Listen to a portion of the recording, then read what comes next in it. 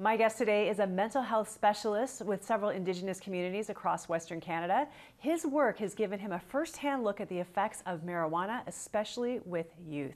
Thank you so much, Barry Chalifoux, for joining me. It's great to have you. Now, you work with youth with your motivational speaker, conferences, camps, all of that. How do you think the legalization of marijuana is going to affect the young people that you work with?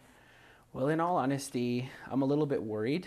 And I'm just worried because with everything that's happening around drug use, just the legalization of marijuana itself, I really think that a lot of youth, young people are really starting to look at it as something that is okay, especially with their developing minds. They're going to feel like, okay, well, now that the government says it's okay for my body.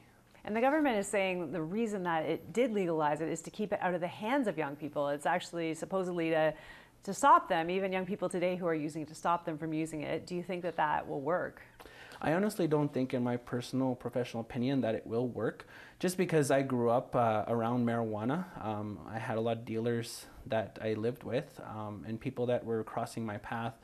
And the only thing that really helped me to understand that it wasn't, something that I should do was the fact that it's not something children should do, and everybody knew that. But with the advance of the last century, we see that it's being pushed more and more, and a lot more younger people are starting to engage themselves in marijuana use. And of course, one of the concerns is about the development of a young person's mind, which continues until they're 25. What are studies showing the impact on their cognitive development will be? So the cognitive development of a mind is really interesting because when you look at the mind, it's always changing and it's always adapting as a young person. And so when somebody smokes marijuana and they look at the effects of marijuana, it's like, okay, what's going on in my mind right now? So with the THC, which is inside the marijuana, that's the actual thing that affects and makes you, have different kinds of effects. But that THC is attracted to the fatty cells of the mind. And so that's why, like, even after, a few weeks or even a month after you've smoked marijuana, it can still be detected on you when you take the test. It still has that effect on the mind. And so what I'm worried about too is seeing that these young people really have this opportunity to grow, to mature, to allow their minds to develop properly, but instead they're putting this chemical inside their brain that is affecting a lot of growth. So we look at this research that shows today, and it's very concerning to see that there's a lot of anxiety, there's depression that's caused from it.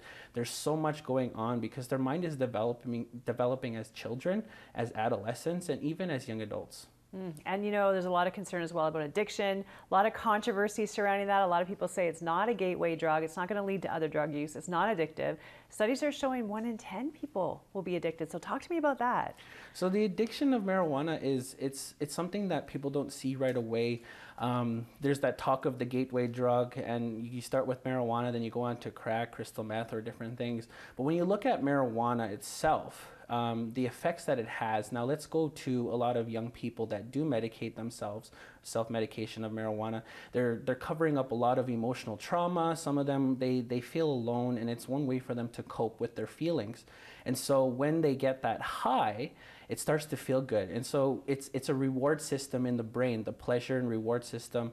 It's something that a lot of people don't really talk about much, but it's true. You take some marijuana, it makes you feel a little bit better. So then the next time you do it again, and pretty soon that addiction starts to develop. And that's what's concerning for the young people, because instead of finding alternative ways to help themselves with their grief and trauma, they're using marijuana to medicate themselves. And we know as well there's physical effects. I was surprised to read that actually, that it can cause emphysema, it can cause cancer, breathing problems, all kinds of things, just because it's even worse than cigarettes. And of course, mental health concerns. Now, I want to really dive into the mental health concerns surrounding marijuana with you, and we're going to do that in just a moment when we come back.